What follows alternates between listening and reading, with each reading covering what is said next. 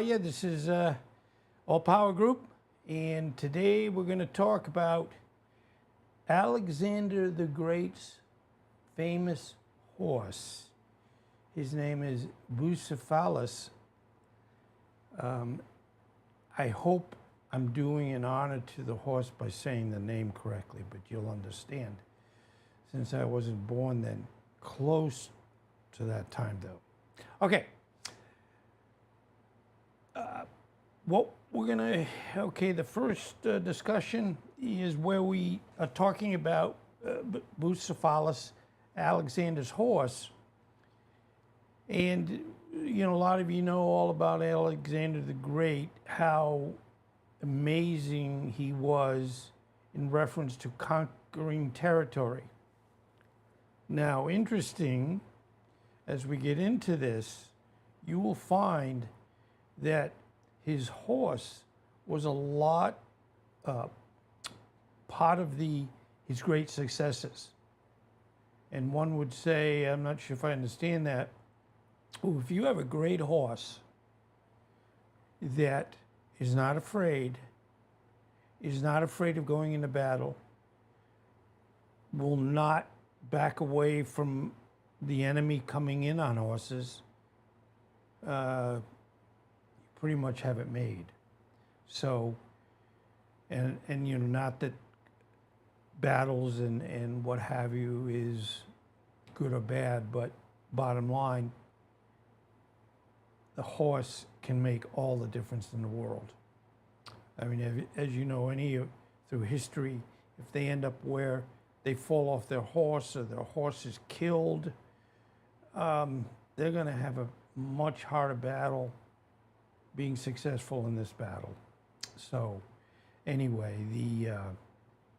let's get going.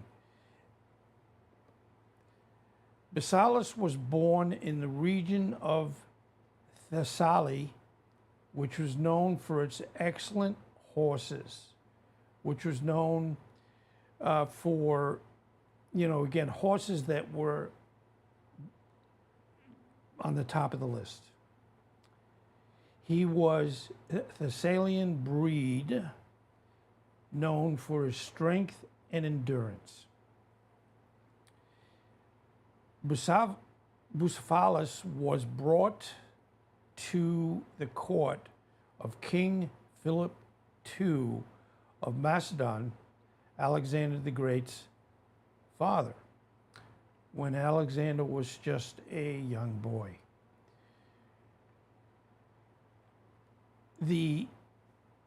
What's cool about this is what we call legendary taming. According to Plutarch's account, Bucephalus was offered for sale to King Philip II, but the horse was wild and unmanageable. None of Philip's men could tame him. Now, let's bring in Alexander as young Alexander, noticing that the horse was afraid of its own shadow, which I give him credit for figuring it out.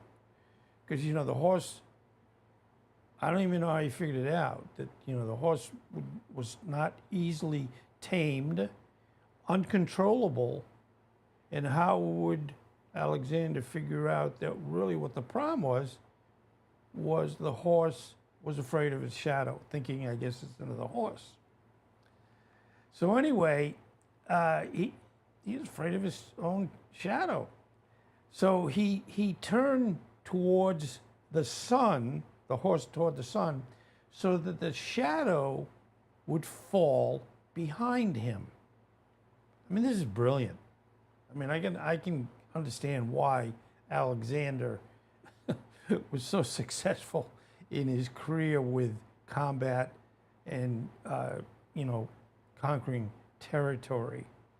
So when he turned the horse around and said, okay, we're going to have the sun coming into your face or the front of you, the horse said, oh, I don't know if he said anything, but, oh, gee, I thought that was another horse that was behind me. So the horse said, hey, I'm cool.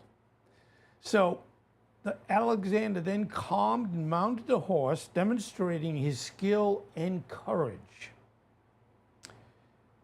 His father, King Philip, was so impressed that he said that to have declared Alexander would need to find a kingdom large enough for his ambitions, as Macedon would not suffice. It's pretty interesting, really. You know, your dad, and that's good. Sometimes parents can really help a youngster excel or not. And so his father's saying, hey, you're cool. You tamed your new horse, and I can tell that this Macedon is too small for you, and you're going to need to, I guess, take other territory. That's a very interesting, how would you say, suggestion? Because really, let's face it, fighting and all what they did back then, you know, it was a tough one.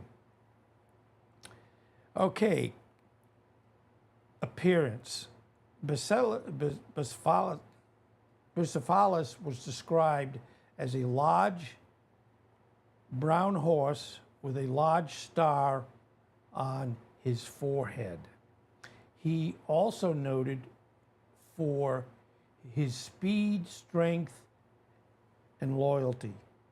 Now, if I would need to put one word on any animal, if they're, with me, it would definitely, the word loyalty would come to mind and certainly say a lot. Okay, the temperament. While Bucephalus was known to be fierce and unruly with others, he was extremely loyal and responsive to Alexander, showing the deep bond between them. Now, the role in Alexander's campaigns, military service. Bucephalus accompanied Alexander throughout his military campaigns. I mean, God bless him, including significant battles such as the Battle of Granicus, the Battle of Issus, and the Battle of Gaugamela. I'm sorry, I know I'm destroying everything on these words, but oh well, we do our best. His presence was a moral booster for Alexander's troops and the symbol of strength and victory. Battle of Hydaspes. Bucephalus' most famous and final battle was the Battle of Hydaspes in 326 BC against King Porus of the Indian subcontinent. Despite being injured, he carried Alexander to victory. And that's still pretty amazing because horses are, I guess you say, beasts of burden, but they're wonderful and we love them all anyway. But him and what he did for Alexander is just, again, the epitome of what animals do for the people they love. Okay, Bucephalus died in 326 BC, shortly after the battle. There are differing accounts of his death, with some suggesting he died of wounds sustained in the battle, and others indicating he may have died of old age or exhaustion. It could be a combination too. Anyway, God bless him. In honoring his beloved horse, Alexander founded a city named Bucephala or Bucephalia at the site of his horse's death, near Hydaspes River, modern-day Helium River in Pakistan. Okay, the significant cultural impact. Salas is celebrated as a symbol of loyalty and the bond between warrior and steed. The story of Alexander's taming his horse illustrates the qualities of his leadership, courage, and the ability to overcome challenges. In the historical accounts, the accounts of the horse have been recorded by ancient historians such as Plutarch, Arrian, and Cutius Rufus, ensuring that the story of the remarkable horse has been passed down through generations. The tale of the horse has inspired countless works of art, literature, and mythology. His story serves as an enduring example of the legendary relationships between great leaders and their horses. You know, as I said earlier, you lose your horse in a battle, you're on foot. And I'm not saying you couldn't get another horse for somebody else that had, you know, unfortunately maybe lost their life off their horse, but still, this horse was part of him, and it's like 1 and 1 is 2. So a lot of his successes were based on this horse being so trained, brave, and just willing to do whatever was asked of him. So, you know, it basically goes along with, you know, a combination of a leader and a wonderful horse.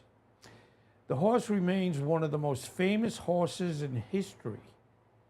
His legacy, intertwined with that of Alexander the Great, exemplifying the extraordinary partnership that contributed to the conquest of one of the history's greatest military commanders.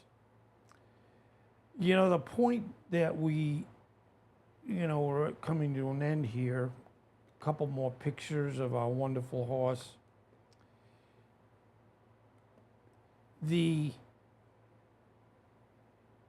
I often think of it, I'm afraid to say, as an aside, we are a warring species. And, you know, if you go through history, and by the way, I love history, and that was always my favorite topic. And, you know, you can learn a lot from history. The only thing, unfortunately, that hasn't been learned real well, that wars, killing, capturing, et cetera, isn't the best thing to continue going through for thousands and thousands of years. We should have figured a better way. We're a little bit better, but not much. And we hope that we will get better down the road. Probably won't see it in my lifetime, but, you know, the point is, battles don't make sense. Killing people doesn't make sense. But anyway, another one of my favorite topics. Again, I hope I didn't mess the names up too badly. And I really appreciate you being here. And just enjoy everything that I do, and I appreciate it. So be well, stay well. And again, thank you for being here, and take care.